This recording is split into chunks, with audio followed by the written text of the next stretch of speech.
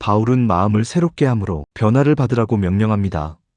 이것은 하나님께 초점을 맞추고 예배할 때 성령으로 인해 우리의 생각, 가치관, 그리고 삶의 목적이 새롭게 조정되는 것을 뜻합니다.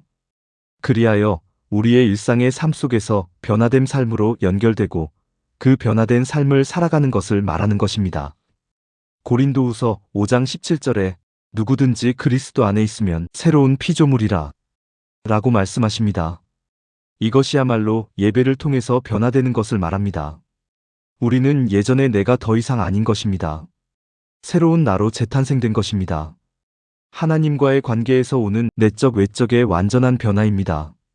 이는 우리의 삶이 더욱 거룩해지고 예배자로서의 정체성이 회복된 것을 말하는 것입니다. 예배는 단지 교회에서 드리는 종교적 의식을 넘어 우리의 일상생활 가운데서 삶으로 드러나야 합니다. 골로새서 3장 17절에서 또 무엇을 하든지 말에나 일에나 다 주 예수의 이름으로 하고 그를 힘입어 하나님 아버지께 감사하라 라고 말씀하십니다. 우리의 일터, 가정, 학교 등 모든 영역에서 예배자의 정체성을 지키며 하나님께 영광을 돌리는 삶을 살아야 합니다. 요한일서 4장 20절에서 형제를 사랑하지 아니하는 자가 보지 못하는 바 하나님을 사랑할 수 없느니라 라고 말씀하십니다. 우리가 예배자로서 살아가는 모습은 이웃을 사랑하고 섬기는 삶을 통해 드러나는 것입니다. 회사에서도 섬기는 사람이 되어야 하고 그에 걸맞는 실력도 길러야 합니다. 왠지 그리스도인 그러면 애는 착한 것 같은데 실력은 없고 눈치도 없고 또 눈치는 없는데 어려운 일이나 하기 싫은 일들은 또 요리조리 잘 피해가고 한다면 그것은 예배자의 삶이 아닌 것입니다. 심지어 일례로 회사 프린터를 사용해서 교회에서 필요한 복사를 한다면 이것은 너무나도 하나님의 영광을 가리는 것이 되고 말 것입니다. 16세기 초중반 프랑스에는 위그노들이 있었습니다. 위그노는 프랑스에서 칼빈의 영향을 받은 칼빈주의 개신교 신자들을 말합니다. 칼빈이 제네바에서 종교개혁 운동을 전개하면서 그의 신학이 프랑스로 퍼졌고 프랑스의 개신교인들이 위그노라고 불리게 되었습니다. 이 위그노들은 하나님을 신실하게 믿는 사람들이었고 주로 상공업에 종사하던 사람들이었습니다. 이들은 끊임없이 자기 분야에서 연구개발과 기술개발을 하면서 막힐 때마다 기도로 하나님의 지혜를 구하고 돌파해 갔어요. 그래서 그들은 원천 기술을 가지고 있었고 그 기업은 점점 더 발전을 하고 그래서 좋은 상품을 적절한 가격에 공급을 하고 고용을 창출하고 이렇게 주위에 선한 영향력을 끼쳤어요. 하지만 사치하지 않고 재투자하고 하면서 점점 사업이 발전하는 선순환 구조가 된 것입니다. 이러한 위그노와 같은 삶이 바로 일상에서의 예배자의 삶입니다. 왕같은 제사장의 삶입니다. 우리 모두가 다 왕같은 제사장이잖아요. 목회자만 제사장이 아닙니다. 우리 모두가 제사장입니다. 종이 아닙니다. 신하가 아닙니다. 왕같은 제사장입니다.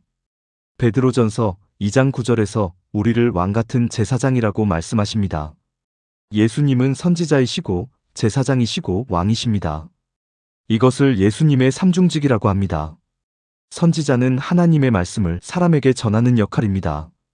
제사장은 사람을 대신하여 하나님께 중보하는 역할입니다. 왕은 통치하는 역할이에요. 예수님은 본인 스스로를 계시하시는 선지자이시고 우리를 위해 중보하시는 제사장입니다. 또한 이 세상을 통치하시는 왕이십니다. 우리도 왕같은 제사장인 것입니다.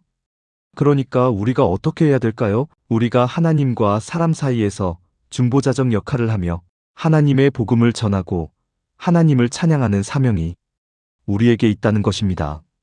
빛과 소금의 사명을 감당하라는 것입니다. 그래서 예수님의 증인으로 제자로 살아가라는 것입니다. 로마서 12장 2절 하반절에 하나님의 선하시고 기뻐하시고 온전하신 뜻이 무엇인지 분별하도록 하라 라고 말씀하십니다.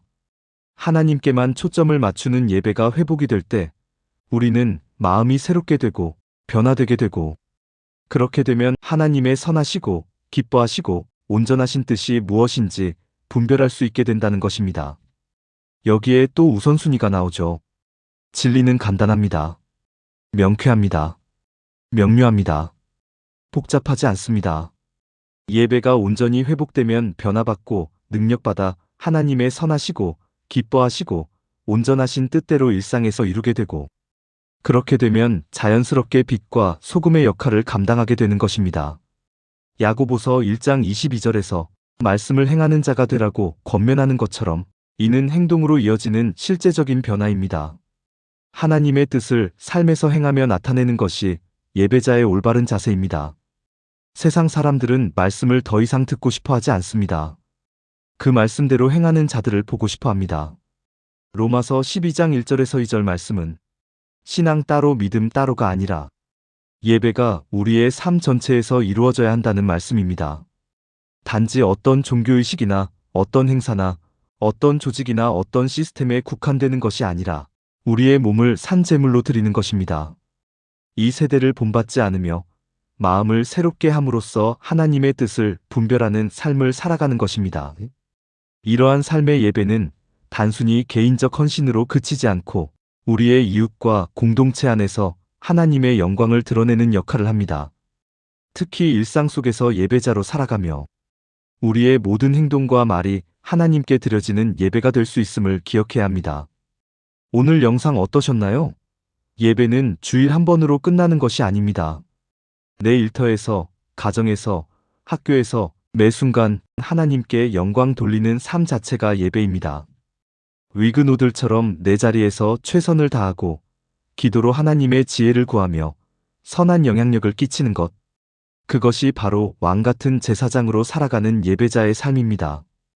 오늘부터 우리의 일상이 예배가 되는 삶을 살아가시길 바랍니다. 샬롬.